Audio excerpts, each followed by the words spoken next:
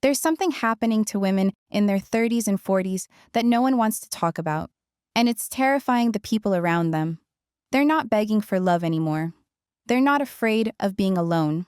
And they're saying something that shocks their families, their friends, even their therapists. I would rather be single forever than tolerate this again. Not because they hate men, not because they're bitter, not because they gave up on love, but because they finally did the math. They calculated what staying was costing them, emotionally, mentally, physically, spiritually, and realized the price of together was higher than the price of walking away. And here's the part no one warns you about.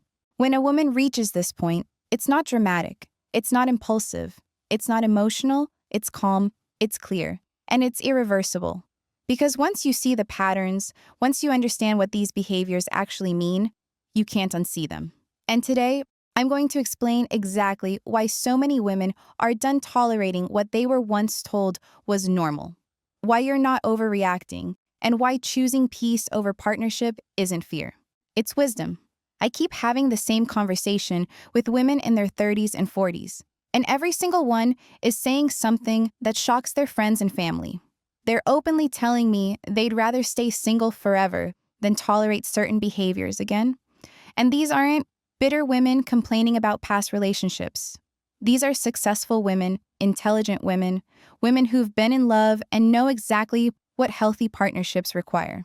Women who've tried giving second chances and walked away, not because they stopped believing in love, not because they became cynical, but because they finally recognized patterns that most people refuse to acknowledge. They calculated what it would actually cost them emotionally, mentally, and spiritually to stay with men who exhibit these behaviors. And when they looked at what they'd have to sacrifice versus what they'd get in return, the math was so clear, so undeniable, that they made a choice that terrifies everyone around them.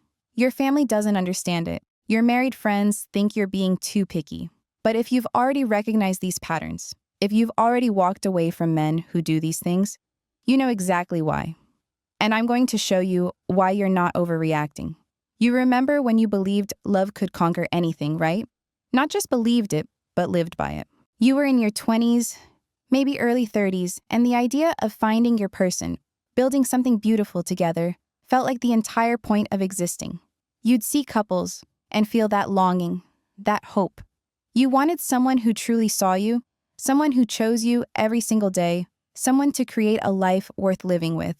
The dream was so vivid. A partner who respected your thoughts, valued your feelings, made your world brighter instead of dimmer. A relationship that felt like genuine partnership, like teamwork against the world. So you pursued it. You dated with an open heart, put yourself out there, risked vulnerability over and over because you believed it was worth it. Maybe you found him. Maybe you fell deeply and spent months or years building something together, and you gave it everything. You supported his dreams, managed his emotions, showed up consistently no matter how drained you felt. You handled the invisible labor, absorbed his stress, compromised your own needs to maintain harmony. You did what you thought a partnership looked like: give and take, sacrifice and support, building something meaningful together. Until something shifted, until you started noticing patterns that made your stomach turn.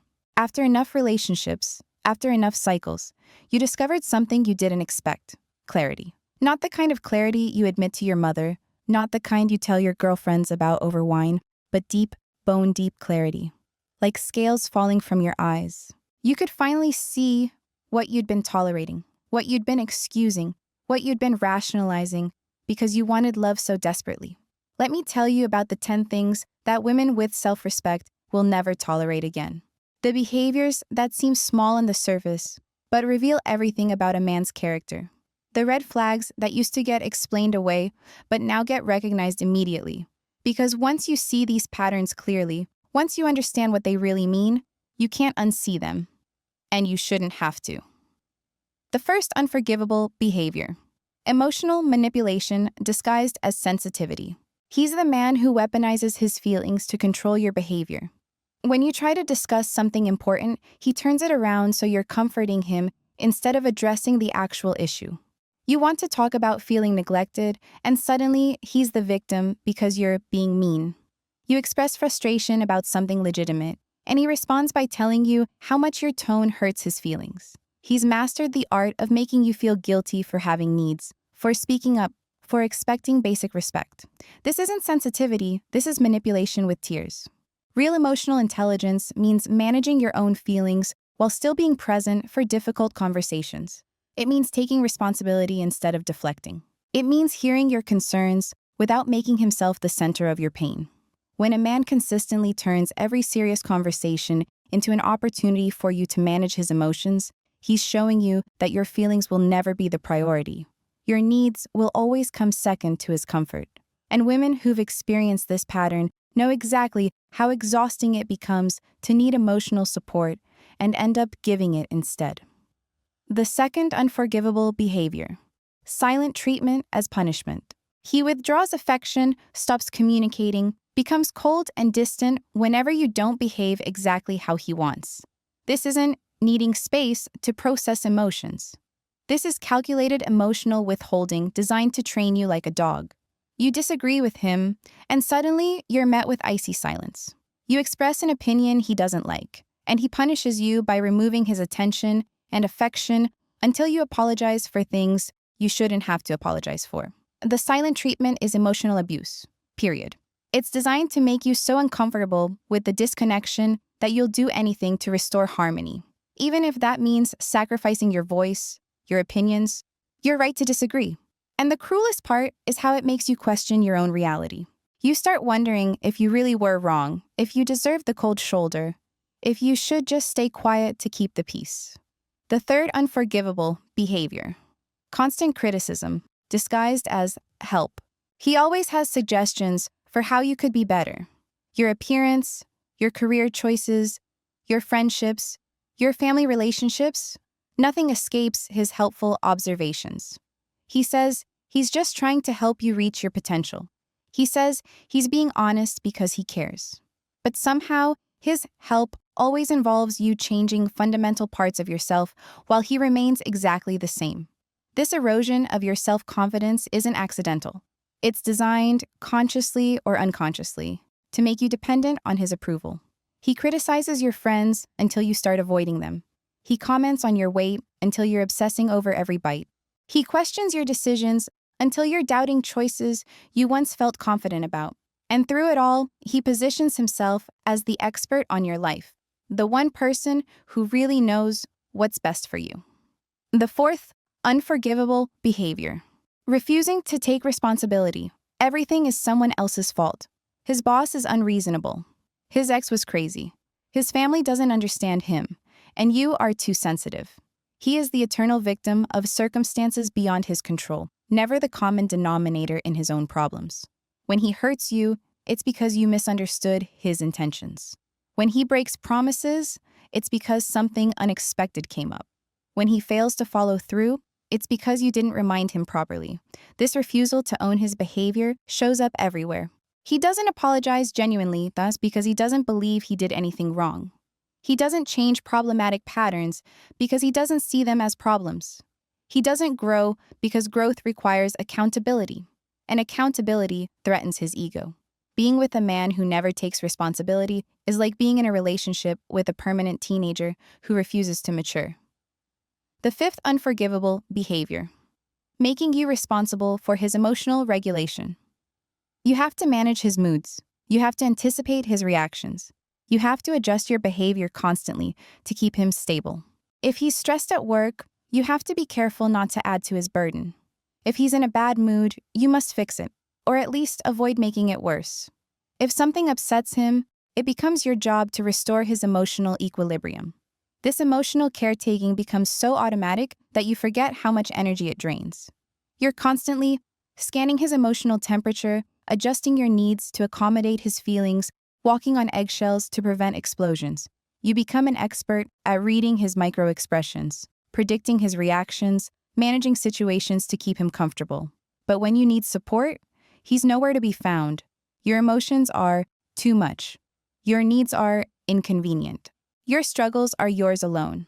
A relationship where you regulate both people's emotions is not a partnership, it's parenting a grown man. The sixth unforgivable behavior: dismissing your feelings as overreacting. Every time you bring up something that bothers you, he minimizes it. You're being too sensitive. You're making a big deal out of nothing.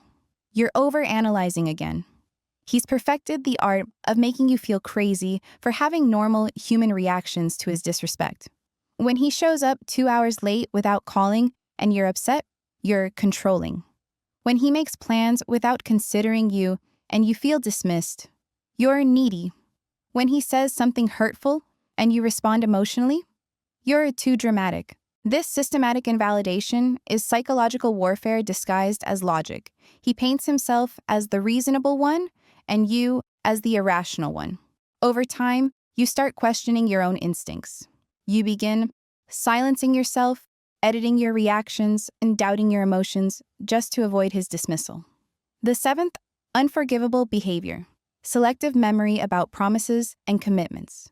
He remembers every favor he's done for you, every sacrifice he made, every time he went out of his way. But somehow he forgets. The promises he broke, the plans he canceled, the commitments he abandoned, the agreements he never followed through on. He remembers your mistakes in perfect clarity. But his own? Convenient amnesia. This isn't forgetfulness.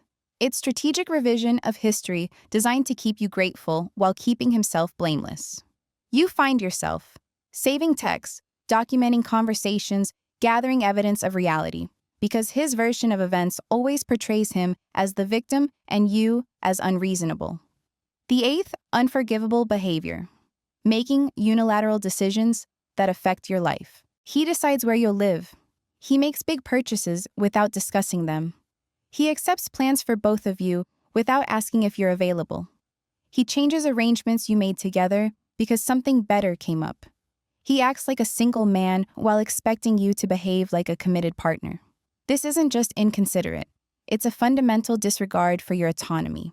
To him, your life is an extension of his, not a life of your own.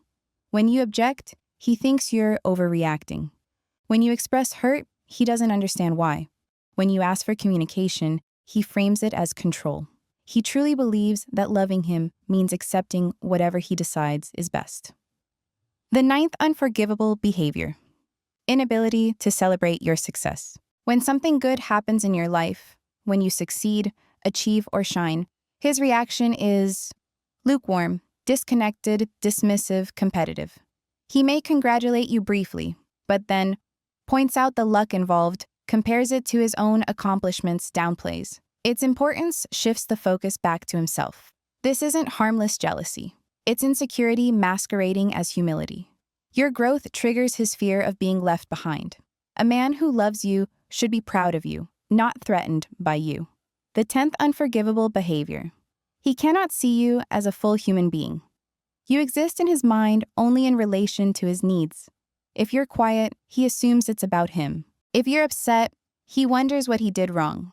If you're struggling, he wants you to get over it because your pain disrupts his comfort. He doesn't ask about your dreams unless they benefit him, your fears unless they affect him, your thoughts unless they relate to decisions that involve him. You become a supporting character in his life story rather than the protagonist of your own. This is not love. It's possession disguised as partnership. Women who've experienced these patterns describe the same thing. Living with these behaviors is exhausting in ways most people will never understand. You lose yourself slowly, quietly, piece by piece. You become smaller, more careful, more anxious, more disconnected from your own identity because surviving the relationship requires shrinking your entire self. Living with any of these patterns is exhausting in ways that people who haven't experienced them cannot understand.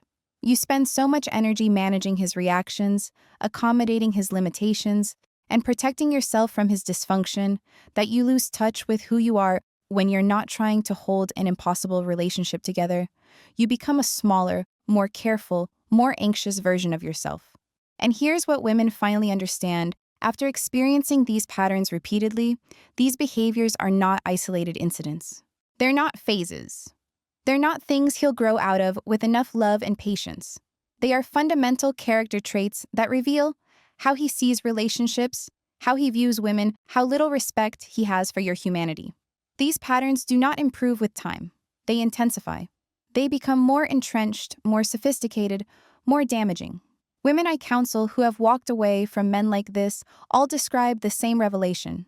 They realized they had been living in a permanent state of hypervigilance, always monitoring his moods, always calculating their words, always preparing for the next emotional landmine. They were existing in survival mode inside relationships that were supposed to feel safe. They gave their best energy to managing dysfunction instead of building something meaningful. When you finally recognize these patterns for what they are, when you stop making excuses and start seeing clearly, something fundamental changes in your nervous system. You realize you've been holding your breath for months or years, waiting for him to become the man he pretended to be, walking on eggshells in your own life, editing yourself constantly to prevent triggering him, shrinking to make room for his ego, moods, and emotional immaturity. The relief that comes with this recognition is immediate and profound. It's not the relief of leaving him. It's the relief of finally trusting your own perceptions again. But acting on this truth is incredibly difficult because society gaslights women into believing. Leaving makes you the problem. Having boundaries makes you difficult. Wanting emotional health makes you too picky. Refusing dysfunction makes you unrealistic about love. Your friends may say, no one is perfect. Your family may say, relationships take work. Your mother may say, at least he has a good job and doesn't hit you. The bar is so low, it's buried underground. The pressure to settle is relentless. Everyone has opinions about your standards, your expectation, your right to emotional safety. They treat your peace like it's optional. They treat your self-respect like it's negotiable. They treat your well-being like it's a luxury rather than a necessity. This is why so many women stay far longer than they should. Not because they don't see the problem, but because everyone around them keeps insisting that the problem isn't worth leaving over. The women who finally break free all share one thing in common. They reached a point where staying cost more than leaving, where protecting their peace became more important than protecting his feelings, where their emotional health became non-negotiable, no matter who disapproved. They stopped, explaining themselves, defending their boundaries, justifying their standards, seeking approval from people who benefit from them having none. They realized something revolutionary. Being alone is infinitely better than being with someone who makes you feel alone. Single life with peace is better than partnered life with chaos. Your own company is better than the company of someone who makes you question your worth.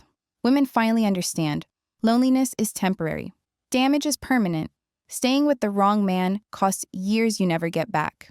When you walk away from these patterns, you're not giving up on love. You're giving up on self-abandonment.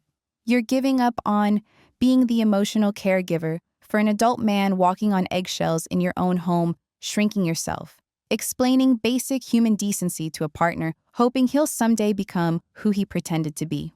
You're finally choosing yourself. And that's not selfish. That's wisdom.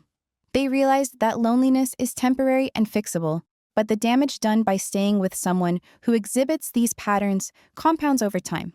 Every day you spend accommodating dysfunction is a day you're unavailable for something healthy. Every month you invest in trying to fix someone who doesn't want to be fixed is another month of your life you'll never get back. So here's what I want you to understand if you recognize yourself in any of these behaviors or patterns. You're not asking for too much. You're not being too picky. You're not overreacting to things everyone else seems willing to tolerate. Your instincts are correct. Your standards are reasonable. Your peace of mind is worth protecting. The women who choose themselves over dysfunction are not giving up on love. They're finally loving themselves enough to refuse anything less than genuine partnership. And that's not tragedy. That's wisdom. It takes strength to walk away from someone you love. It takes courage to choose peace over chaos. It takes clarity to see that not everyone deserves access to you. But once you've seen these patterns for what they are, once you've lived through the emotional exhaustion, once you've rebuilt yourself after the damage, there is no going back. You won't tolerate manipulation masquerading as sensitivity. You won't tolerate the silent treatment used as punishment. You won't tolerate being criticized under the disguise of help. You won't tolerate emotional labor without reciprocity. You won't tolerate being dismissed, minimized, or made to question your own reality. You won't tolerate a man who refuses to grow. You won't tolerate being treated like a background character in your own life. You are done with relationships that drain you. You are done with men who take without giving. You are done with being the emotional backbone for someone who cannot stand on his own. You are done with lowering yourself to make someone else comfortable. You are choosing something radical. You are choosing yourself. And here's the most beautiful part. The moment you truly internalize your worth, you stop fearing being alone. You stop fearing starting over. You stop fearing judgment from others. Because you understand that solitude with self-respect is far more peaceful than togetherness with self-abandonment. You understand that partnership should feel like safety, not survival. Like support, not sacrifice. Like growth, not diminishment. You understand that love should add to your life, not consume it, not confuse it, not crush it. And once you've reached that understanding, the world opens in a new way. You attract differently. You choose differently. You move differently. Because a woman who knows her value is impossible to manipulate, impossible to diminish, impossible to control. She becomes a woman who would rather walk alone in peace than walk with someone who brings her pain. A woman who would rather wait for real love than settle for emotional scraps. A woman who would rather protect her soul than gamble it on someone who hasn't earned the right to hold it. This isn't bitterness. This isn't cynicism. This isn't giving up. This is awakening. This is the moment you stop chasing potential and start requiring reality. The moment you stop romanticizing red flags and start honoring your intuition. The moment you stop tolerating the bare minimum and start expecting the bare essentials. Respect, kindness, consistency, accountability, emotional presence. The kind of partnership you deserve does exist, but it cannot coexist with the patterns you've walked away from. And here is the truth every woman eventually learns. Walking away doesn't mean you failed. It means you survived. Holding your standards doesn't make you hard to love. It filters out the men incapable of loving you well. Choosing yourself doesn't mean you don't want love. It means you're done mistaking pain for passion and chaos for connection. You are not too much. You are just with someone who wasn't enough. And now you finally know the difference.